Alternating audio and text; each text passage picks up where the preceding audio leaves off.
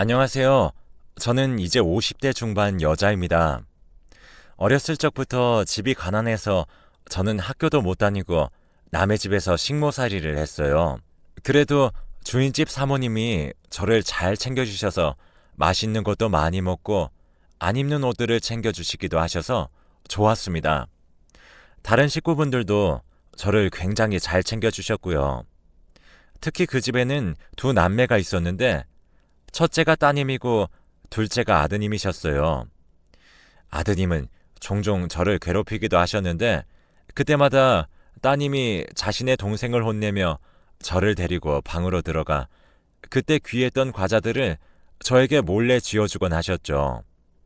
동생이 아직 철이 없어서 미안하다고 하시면서요. 그렇게 17살부터 25살까지 그 집의 식모로 일하면서 참 행복했네요.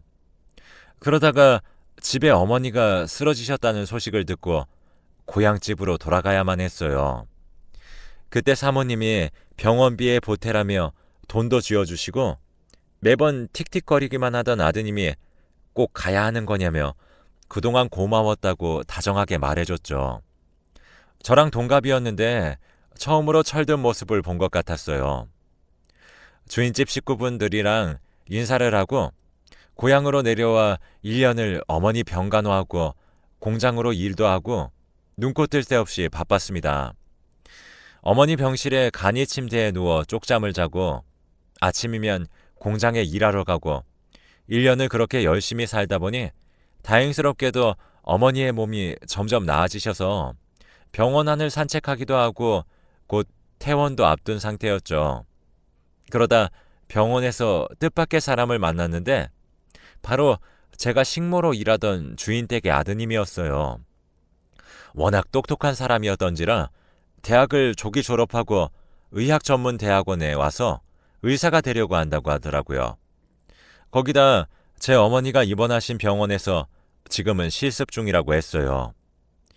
일찍이 고향을 떠나 동갑내기 친구가 한 명도 없었는데 친구가 생긴 것 같아서 좋았네요. 이런저런 이야기를 하니 이제는 철도 다 들어서 전에 저에게 틱틱대던 모습은 하나도 보이지 않더군요. 그렇게 서로 연락하고 지내기로 하고 가끔씩 만나서 밥도 먹고 커피도 마시고 지냈어요. 진짜 친한 친구처럼요. 그러던 중 저는 방직 공장 일을 하면서 패션 디자인이라는 것에 관심을 갖게 되었고 그때 당시에 최고의 디자이너인 앙드레 김 선생님의 패션쇼 기사를 보고 너무 멋져서 동경심을 가지게 됐죠. 그래서 일하던 방직 공장에서 제가 디자인해본 패턴들을 관리자에게 보여주었는데 처음 몇 번은 보지도 않고 일이나 하라며 제가 보는 눈앞에서 종이들을 모두 찢어버리기 일쑤였어요. 저는 포기하지 않고 몇 번이고 다시 다른 디자인들을 보여주며 관리자에게 찾아갔어요. 그러던 어느 날 마침 공장에 들려 미팅을 하고 나가던 디자이너가 그 모습을 보고선 찢어진 제 디자인들을 주어서 조각들을 맞춰서 유심히 보는 거예요. 또 안 좋은 소리 듣겠거니 싶었는데 예상치도 못한 말이 그분의 입에서 나왔습니다. 본인이 그린 거예요? 이거 말고 다른 디자인들도 제대로 그려서 저한테 들고 와보세요. 이러더니 자신의 명함을 저한테 쥐어주고선 떠났습니다. 저는 그게 꿈인가 현실인가 싶었죠. 어찌됐건 저는 신이 나서 공장 일이 끝나고 밤을 지새우며 디자인을 했는데 너무 떨려서 사실 잠도 안 왔어요. 제가 한 디자인을 들고서 주말에 서울에 있는 그분 사무실까지 갔어요. 사무실에 도착하니 생각보다 많은 사람들이 있더군요. 옷도 여기저기 널브러져 있고 천도 가지각색이었습니다. 눈이 동그래져서 사무실을 보고 있으니 직원이 앉아서 기다리라고 하더군요. 잠시 기다리니 저에게 명함을 주고 간 디자이너가 왔어요. 그리고선 자신에게 여기서 본격적으로 디자인을 공부해보는 건 어떻겠냐고 제안했죠. 굳이 아무것도 모르는 저를 데리고 일하겠다는 것도 사실 잘 이해가 가지 않았어요. 그렇지만 저에겐 다시 오지 않을 기회였기 때문에 돈은 조금 빠듯해졌지만 그래도 나름 디자인을 정식으로 배운다는 것이 더 중요했어요. 처음으로 가진 꿈이었으니까요. 그래서 저는 엄마의 퇴원을 앞두고 다시 서울로 올라오게 되었습니다. 어디서 먹고 자고 해야 할지 하숙이라도 찾아봐야 하나 고민이었던 찰나 전에 일하던 집 사모님에게서 먼저 연락이 왔습니다. 제가 서울로 다시 올라간다고 하니 그 집 아들이었던 영수가 자기 집에 말해서 저를 자기 집에서 살게 하는 건 어떠냐고 한 거죠. 물론 아예 공짜로 살게 해주는 건 아니고 방세로 돈도 아주 적게 받으시겠다고는 하셨습니다. 거의 받지 않는 수준이었어요. 식모살이 할 때부터 저를 늘 잘 챙겨주시고 제가 잘 방을 미리 예쁘게 꾸며놓고 저를 기다리고 계셨는데 이제는 자기가 밥을 해주겠다고 하시면서 제가 어릴 적에 좋아했던 반찬들을 어쩜 그리 다 기억하시는지 알뜰하게도 친엄마처럼 저를 챙겨주셨어요. 덕분에 편하게 일을 다니기 시작했어요. 회사에서 생각보다 일도 빨리 적응하고 사장님이 많이 챙겨주셔서 디자인도 많이 배웠습니다. 그렇게 몇 년을 일하다가 사장님과 다른 몇몇 디자이너분들이 함께 패션쇼를 열었는데 저나 다른 직원 언니도 정식으로 이름을 올리지 못했지만 매일 밤을 새워가며 함께 준비했었고요. 이름은 사장님만 올라갔지만 저희의 디자인도 섞여 있었기 때문에 직원들도 뿌듯해했어요. 하지만 그때부터 사장님은 저희의 디자인들을 마음대로 가져다 쓰며 자신이 만들어낸 것 마냥 행세를 하고 다녔는데 특히 제 디자인이 그 중에 가장 많았죠. 당당하게 자신의 것처럼 인터뷰도 곧잘 하셨고 보다 못해 저는 사장님께 찾아가 이제 디자이너로 제 이름을 알리고 싶다고 말씀드렸어요. 쇼를 준비하시는 건 혼자 하시던가 아니면 참여한 사람들 이름 모두 올려달라고 했지만 사장님은 코웃음을 치며 지금까지 디자인들이 찬사를 받아온 건 저의 디자인 때문이 아니라 자신의 명성 덕인데 저에게 건방지다고 나가라고 했습니다. 조용히 있으면 저에게 언젠가 기회를 줄 테니 그때까지 가만히 있으라고 했죠. 지금까지의 제 디자인을 가로채놓고 그렇게 말하니 너무 우스워서 홧김에 저는 이런 사장 밑에서 일하기 싫다며 회사를 그만둬 버렸네요. 이제 경력도 쌓였겠다. 이곳이 아니라도 일할 곳은 많다고 생각했거든요. 하지만 현실은 그리 녹록지 않았습니다. 이미 사장이 업계의 소문을 싹 다 내버린 후였거든요. 어딜 가도 제가 일한 경력을 쳐주지도 않았고 저에게 면접의 기회조차 주지 않아서 한 달 동안 서울에 있는 모든 회사에 문을 두들겨 보았지만 결과는 참담했죠. 그러던 중 함께 일하던 언니에게서 전화가 왔는데 전화가 와서 하는 말이 이제 이쪽 일은 접으라며 걱정하듯이 말하더군요. 업계에서 제가 자꾸 사장님의 디자인을 몰래 훔쳐서 자신이 한 것처럼 다른 직원들에게 보여주고 다녔었다며 이제까지는 보여주고 다닌 게 회사 내의 사람들이라 그동안 참았는데 이제 어디까지 디자인을 유출할지 모른다고 말하고 다닌다고 하더라고요. 저보다 오래 일했던 직원 언니들이 계속 회사를 그만두던 이유도 사장에게 자기도 디자이너로 이름을 올려달라고 하자 저에게 한 말과 똑같이 하며 다시는 업계에 발들여 놓을 생각하지 말라고 했답니다. 다른 직원분들이 말하는 건 모두 묻혀버리니 저도 몰랐던 거죠. 어찌됐건 업계는 좁고 이미 저에 대한 소문이 그렇게 나버렸으니 한동안은 다시 취업하기는 어려울 거라고 했고 자신이 이 이야기를 해줬다는 이야기는 비밀이라고 하고선 언니는 전화를 끊어버렸습니다. 그 말을 들은 저는 도저히 참을 수가 없어 그 길로 회사로 향했고 회사에 도착하니 또 저처럼 아무것도 모르는 직원 하나를 그 사이에 새로 뽑았길래 저는 그 직원 보란 듯이 사장에게 소리 지르고 사장실을 뒤집어 엎어버렸습니다. 어떻게 그럴 수가 있냐며 아무것도 모르는 애 데리고 와서 디자인만 쏙 빼먹고 버리는 게 디자이너로서 부끄럽지도 않냐며 난리를 쳤더니 신입으로 보이는 사람도 눈이 댕그레져서 상황을 보고만 있었습니다. 대충 제가 소리 지르며 하는 말을 듣고선 대충 상황 파악이 된 건지 사장을 보는 눈빛이 달라지더라고요. 그렇게 속 시원하게 사장에게 할 말도 다 하고 회사에서 난리도 쳤지만 바뀌는 것은 없었고, 제가 난리를 친 것까지 함께 소문이 나서 이전과 같은 상황이 반복될 뿐이었죠. 저는 그래서 그냥 포기하고 고향으로 돌아가서 그곳에서 작은 옷가게 하나를 차렸습니다. 다행히 서울에서 디자인 회사 다니다 차린 옷가게라고 입소문이 나서 손님들이 꽤나 많이 찾아주었는데, 그러던 중 주인집네 아들인 영수가 가게로 찾아왔고, 오랜만에 만나니 이미 의사가 되어 제 고향에서 제일 큰 병원에서 내과 의사로 일하고 있다더군요. 어렸을 적에 개구쟁이처럼 저를 못살게 굴던 모습은 온데간데 없이 멋진 의사 선생님이 되니 조금은 멋져 보이긴 했지만, 있는 집 아들이 의사까지 되니 제가 어딜 감히 넘볼 수 있겠나요.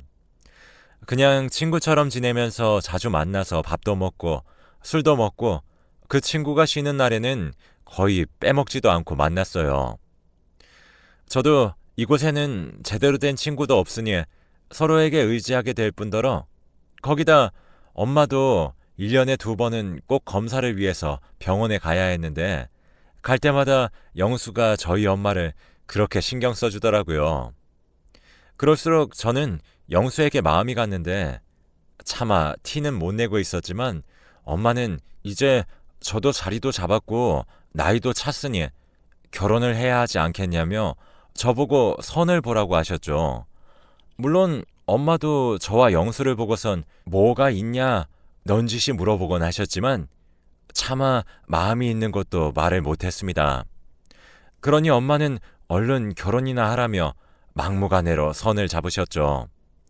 그렇게 처음으로 선을 보러 나가면서 어차피 영수는 저에게 올려다보지도 못할 나무인데 혼자 마음고생을 하는 것보단 차라리 선 보고 적당한 사람이 있으면 만나보면서 영수에 대한 마음은 그냥 접자고 마음먹었고, 그렇게 서너 번의 선을 보면서 참 별의별 사람들을 만났습니다.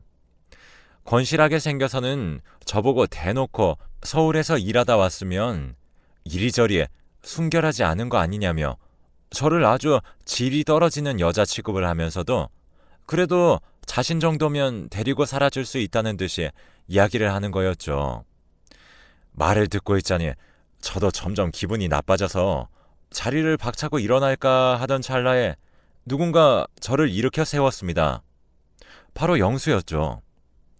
저보다 더 굳은 얼굴로 여기서 왜 이런 이야기를 듣고 있냐며 제 손을 끌고는 가게 밖으로 나왔고, 영수는 선을 본다고 했으면 제대로 된 사람이랑 보던가 무슨 저런 사람이랑 앉아서 그러고 있냐며 저를 타박하는 겁니다. 저는 너무 서러워서 눈물이 터졌고, 나라고 저런 사람이 좋아서 가만히 앉아있는 것도 아니라고, 어차피 너는 올려보지도 못할 나무인데 그럴 바엔 내 수준에 맞는 남자랑 대충 만나서 너에 대한 내 마음을 접는 게 맞지 않냐고 쏟아냈습니다. 그러니 처음에는 잔뜩 화가 나서 굳은 표정으로 저를 보고 있던 영수의 얼굴은 제가 말을 다 끝내니 빨갛게 되어 있더라고요. 그러더니 그 똑똑한 의사 양반이 말까지 더듬으면서 자기가 왜 오르지 못할 나무냐며, 자기 완전 오르기 쉬운 나무라며 그냥 자기랑 결혼하자고 하는 겁니다. 저는 그 말에 울음도 뚝 그치고 눈만 동그래져서 영수를 바라보았더니 영수도 부끄러워하면서 이 정도면 사귄다고 말만 안 했지 사귄 거나 다름없으니 이제 결혼하자고 했죠. 어안이 벙벙했었지만 저는 망설임 없이 좋다 했고 바로 양가 부모님께 인사도 드리고 결혼도 했습니다. 혹시 제가 며느리감으로 마음에 들지 않으실까 걱정했는데 워낙에 인품이 좋으신 분들이라 시부모님은 물론 이제는 시누이가 된 언니도 저를 너무 좋아해 주셨는데, 알고 보니 영수가 제가 고향으로 떠나고 나서 갑자기 제 고향이 어딘지 묻더니 그곳에 있는 의학 전문 대학원에 간다고 했을 때부터 다들 눈치채고 있으셨다고 해요. 그래서 언제쯤 저를 데려올까 기다리고 계셨답니다. 그렇게 저는 너무 행복한 결혼 생활을 시작했고, 아이도 둘이나 낳아 오순도순 잘 키우기 시작했지만, 아이들이 중학교에 들어갔을 무렵에 시어머니에게 치매가 찾아왔어요. 아버님도 일을 하시니 바쁘시고, 저희도 서울까지 자주 찾아가지 못하니까 증세가 이미 심해질 대로 심해지고 나서 알아차렸습니다. 그렇게 교양이 있으시던 어머니가 일주일에 한두 번은 소리를 지르시면서 온갖 물건들을 모두 집어 던지신다고 하셨죠.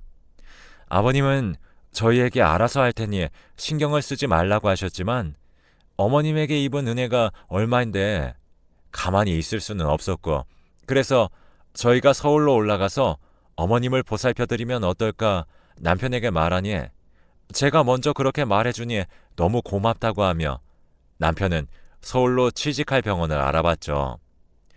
그렇게 저희는 다시 서울에 그 집으로 돌아오게 되었습니다.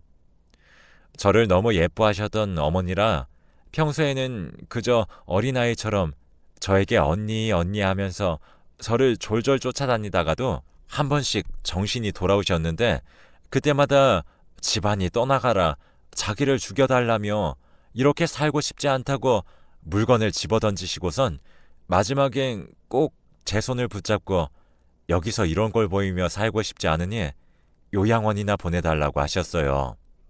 그럴 때마다 그런 생각도 하지 마시라고 말렸지만 어머님은 제가 요양원을 보내지 않겠다고 할 때마다 저에게 손찌검도 서슴지 않으셨죠. 여기서 이런 꼴을 보고 있으니 재밌냐며 손이 닿는 대로 휘두르셨지만 다시 또 정신을 놓으시면 누가 이렇게 만들었냐며 제 상처에 입김을 호호 불어가며 약을 발라주겠다고 하시는 어머님을 보고 있으면 몸은 너무 힘들었지만 어머님에게 받은 은혜를 갚기 위해서는 이런 방법밖에 없다 생각했어요. 그러던 중 제가 한 번은 어머님을 가정부 아주머니에게 부탁드리고 장을 직접 보러 간 사이에 어머님이 집을 나가셨다고 합니다. 가정부 아주머니도 화장실 청소한다고 잠시 한눈을 판 사이에 정신이 드셨는지 집 밖으로 나가신 거죠. 곧장 경찰에 신고해서 온 동네를 뒤졌지만 어머님은 어디서도 찾아볼 수 없었고 차마 아버님과 남편을 볼 면목이 없었어요. 대놓고 뭐라 하시진 않았지만 저를 원망하는 것이 느껴졌습니다. 하루가 지나도 어머니를 찾지 못해 다음날 바로 전단지를 만들어 뿌리기 시작했고, 다행히 3일째 되는 날 경찰서에서 어머님을 찾았다고 연락이 왔습니다. 부랴부랴 달려가니 어머님을 데리고 오셨다는 분과 함께 나란히 경찰서 한쪽에 앉아 계셨는데, 가만 보니 저희 어머님을 발견하셨다는 분은 바로 이전에 제 디자인을 마구 쓰던 회사의 사장이었습니다. 경찰서에 함께 간 남편과 아버님은 사장의 손을 꼭 붙잡고 정말 감사하다며 몇 번의 인사를 하는 동안에도 저는 멀찍이 서서 간신히 들릴 정도의 목소리로 감사하다고 했을 뿐이었어요.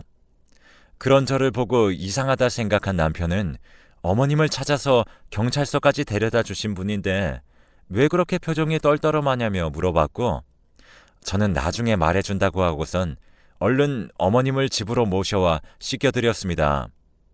하지만 어머님은 그 사이에 무슨 일이 있으셨는지 이전과는 다르게 힘을 써가면서 저를 거부했고 결국엔 가정부 아주머니가 씻겨드렸습니다. 그 이후로는 매일이 전쟁이었어요. 어머님은 계속 저를 거부하셨고 저는 어머님을 챙기기 버거웠는데 가정부 아주머니도 그 일이 버거우셨는지 결국 그만두셨습니다. 하는 수 없이 저희는 새로운 가정부를 구해야 했는데 새로운 가정부로 온 사람은 다름 아닌 그 사장이었습니다. 아무것도 모르는 남편과 아버님은 찬성이라며 두 손 들고 환영했지만 저는 당한 일이 있기에 여전히 찜찜했어서 남편에게 다른 분으로 구하면 안 되냐고 하니 왜 또 그러냐며 이유를 말해달라고 했어요. 전 이전에 있었던 일들을 모두 말해주었더니 그걸 들은 남편은 그럴 사람이 아닌 것 같아 보인다고 말끝을 흐리더라고요. 결국엔 다른 사람을 구해보기로 하고 여기저기 일을 하려는 사람이 없는지 구해봤지만 이미 치매 노인을 챙겨야 하는 일이 힘들다고 소문이 났는지 나서는 사람이 아무도 없어서 결국에는 사장을 가정부로 쓰기로 했습니다. 사장은 제가 그렇게 회사에 찾아간 후에도 계속 똑같은 짓들을 하다가 결국에는 소문이 나서 아무도 회사에서 일을 하려는 사람이 없어서 결국 망했다고 하더라고요. 그 이후로 저렇게 가정부 일을 하기 시작했다고 합니다.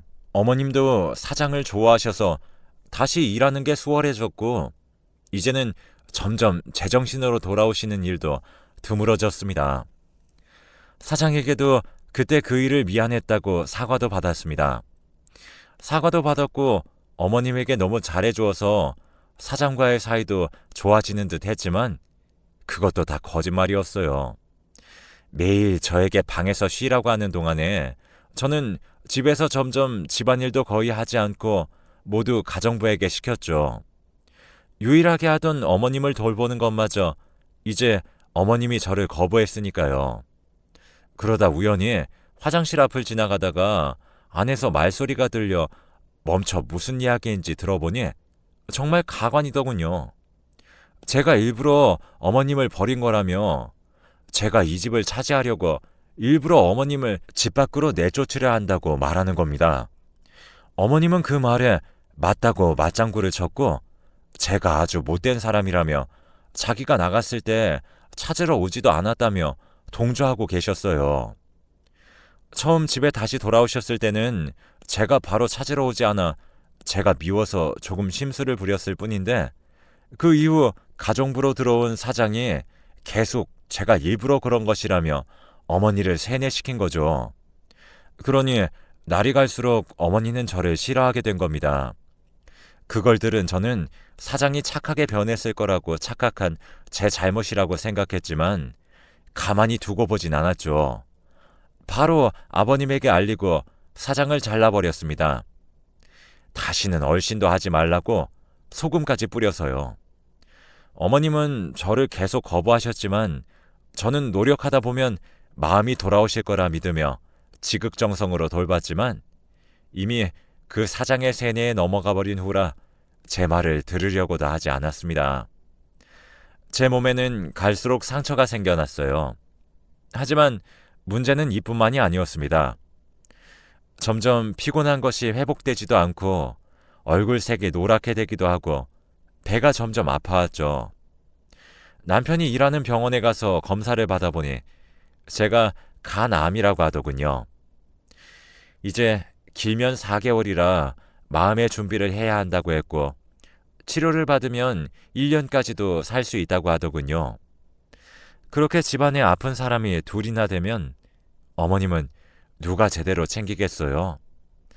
남편은 무조건 치료받자고 했지만 저는 단호하게 거절했고 그냥 남은 기간 동안 몸이 되는 대로 어머님을 돌봐주다가 먼저 떠나기로 했답니다. 그동안 너무 많은 은혜를 받은 분에게 이 정도 도리는 하고 싶어서요. 미련하다고 하면 미련한 걸지도 모르죠. 그래도 일주일에 한 번은 병원에 갔다가 남편과 서울 근교로 사람 없는 한적한 곳에 가서 편히 쉬다가 와요. 아무것도 가진 거 없이 태어나 그래도 좋은 남편과 시부모님을 만나 많은 걸 누리다 갑니다. 여러분들도 모두 몸 건강하세요.